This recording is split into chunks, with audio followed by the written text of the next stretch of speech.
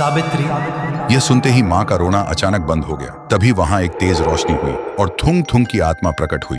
माँ को यह नजारा देखकर यकीन ही नहीं हो रहा था। थुंग थुंग की आत्मा फिर बोला, सावित्री, उस गुड़िया में एक भटकती आत्मा है। अमावस्या की रात उसे अगर शमशान की चिता में जला दो तभी हमारी बच्ची वापस आएगी, लेकिन याद रखना वो तुम्हें अपने जाल में फंसाएगी। यह सुनते ही माँ ने रोते हुए थुंग थुंग को छूने के लिए हाथ आगे बढ़ाया, लेकिन अगले ही पल थुंग थुंग की आत्मा गायब हो गई। इसलिए माँ को लगा शायद यह सब उनके दुख और मन का वहम था। फिर वह घर की तरफ लौटने लगी, लेकिन जैसे ही उसने घर की चौखट पर पैर रखा, माँ अचानक रुक गई। उसने देखा वह गुड़िया वहां पड़ी थी और तभी वह गुड़िया धीरे से बोली, माँ, अब कहाँ चली गई थी मुझे अकेली छोड़कर? मेरे साथ छुपन छुपाई खेलो ना। ये बोलते ही वह गुड़िया अचानक वहां से गायब हो गई। तभी अचानक माँ को मीरा की आवाज सुनाई दी।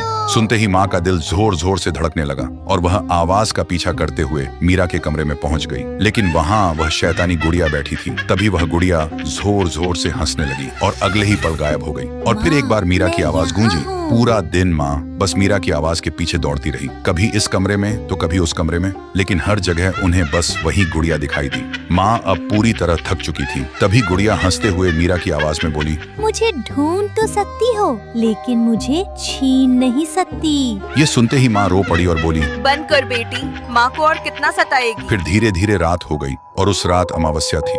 रात को देखते ही माँ को याद आया श्मशान वाली बात। अब माँ समझ गई थी इस शैतानी गुड़िया को ताकत से नहीं बल्कि प्यार से हराया जा सकता है। फिर माँ एक लोरी गाने लगी जो मीरा को बहुत पसंद थी। नन्ही सी जान। लोरी की आवाज से पूरा कमरा खामोशी से भर गया और तभी वह गुड़िया अपने असली रूप में वापस आ गई और माँ की गोद में आकर चुपचाप सो गई। लेकिन माँ ने मौका देखते ही गुड़िया को मीरा के स्कूल बैग में रखकर तेजी से श्मशान की तरफ निकल पड़ी। श्मशान में चारों तरफ अंधेरा और खौफनाक सन्नाटा था। उसी अंधेरे में माँ जलती चिता के सामने गुड़िया को लेकर खड़ी थी, लेकिन जैसे ही माँ ने गुड़िया को आग में डालने के लिए हाथ आगे बढ़ाया, अचानक उस गुड़िया का चेहरा मीरा जैसा हो गया। फिर बोली, माँ, मुझे मत जलाओ, मैं तुम्हारी बेटी हूँ। सुनते ही माँ के हाथ कांपने लगे और उसकी आंखों से आंसू बहने लगे। माँ पीछे हटने ही वाली थी, लेकिन तभी माँ को अपने मरे हुए पति की बात याद आई। वो तुम्हें अपने जाल में फंसाएगी। तभी माँ ने आंखें बंद की और जोर से चीख कर बोली, तू मेरी बेटी नहीं है। और उसने बिना सोचे गुड़िया को चिता की आग में फेंक दिया। आग लगते ही गुड़िया से एक भयानक चीख निकली जैसे कोई जिंदा जल रहा हो, और देखते ही देखते गुड़िया धीरे धीरे राख में बदल गई। माँ वहां से रोते हुए भागती हुई सीधा अपने घर आई। घर आते ही उन्होंने देखा मीरा दरवाजे के पास खड़ी है। ये देखते ही माँ की जान में जान आई और वह वहीं गिर के फूट फूट कर रो पड़ी। मीरा दौड़कर माँ के पास आई और माँ के गले लग गई, और उस दिन के बाद से उनके घर में फिर कभी कोई अंधेरा नहीं आया। अब सब कुछ ठीक हो चुका था।